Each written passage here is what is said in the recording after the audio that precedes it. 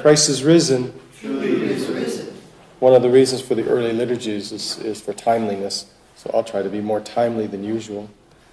We are saying the Gospel from Luke today, when actually we start reading the Gospel of John during Pascha. So why is it that now we're reading something from Luke, even on Bright Tuesday? The reason why is because there are 11 resurrectional Gospels, 10 if you count the one that I say is a resurrectional, or 12 if you count the first one from Matthew, which is not read throughout the year. That's only read on Holy Saturday. But the ones that are read in sequence are 11. And there's not enough Sundays to read them. So we intersperse them at various places during this Paschal season so as to read all 11 resurrectional Gospels before we get to leave-taking of Pascha, which is the day before Ascension. So we're reading Luke. Just an amazing Gospel, isn't it? It's so beautiful. It really describes how God reaches people where they're at. We're incapable of a lot of things.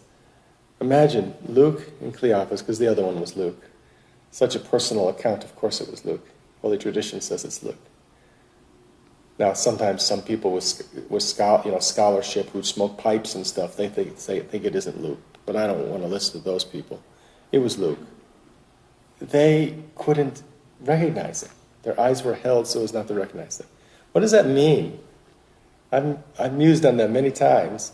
I personally believe, I don't think there's any absolutely dogmatic teaching about this, but Jesus didn't change himself so that he didn't look like himself. He still looked like himself. He was just radiant. He was just transfigured. He was just in a perfect body. He still had his wounds, but they were, if you can say, perfect wounds. They weren't weeping and with blood and everything. And they would have expected to see a man, if it was Jesus, that was severely injured and probably could barely walk. And they were full of just grief. And so they couldn't recognize it. That happens to us. We get filled with grief or get filled with doubt or something just overwhelms us. And then we cannot see what's right in front of us. But God is always in front of us, behind us, beside us, inside us. So we should try to remember that. Sometimes we don't, though. But the Lord doesn't care. He'll still be with us, whether we remember him or not. And so here he was, walking with these disciples that he knew so well, and that were heartbroken and couldn't even recognize him.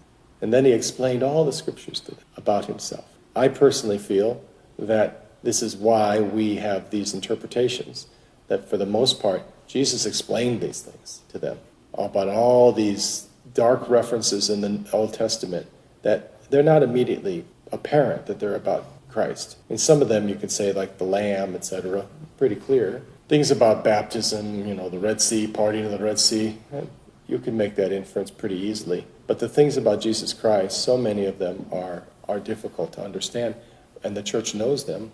My opinion is that Luke and Cleopas shared all the things that the Lord said about the scriptures to the disciples and apostles, and that's how we know so many things.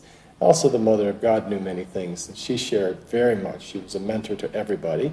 We don't have one word that she wrote, but she influenced the mind of the church more than any other mortal human being. So they're walking down the road, and he's sharing the scriptures, and there's just something going on in their hearts, right? They don't recognize it at the time, but their hearts are burning within because they're hearing God speak to them, but they don't know it yet. And yet there's a part of them that knows it. I think there's that non-verbal part of the soul, that doesn't express things in thoughts from our brain, but deep-set feelings in our heart. And they hadn't yet understood what that feeling was. There was something happening to them, but they didn't recognize him. But they certainly listened avidly to everything he said. And then, of course, in the breaking of the bread, the Eucharist, he was apparent to them. And then they said these beautiful words, that was not our heart burning within us when we were with him and he opened up to us the scriptures. I just find that to be amazing.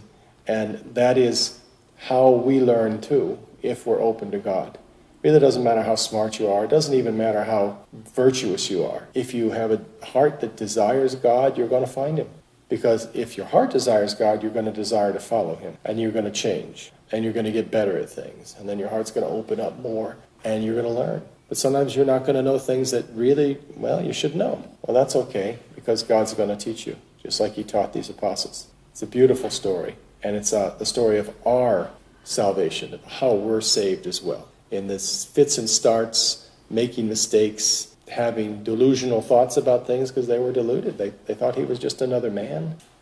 In having our emotions overwhelm us, our fear, our anxieties, our grief. But in the midst of that, God is teaching us. It's happening to us right now. And eventually, there won't be any of that grief. There won't be where our eyes are held, where we can't see things. We'll see everything clearly, completely clearly. In my opinion, the beautiful thing about these resurrectional gospels and really all of the Sunday gospels of John, they're just showing how God reveals himself to infirm human beings at the place they are, to bring them past that place.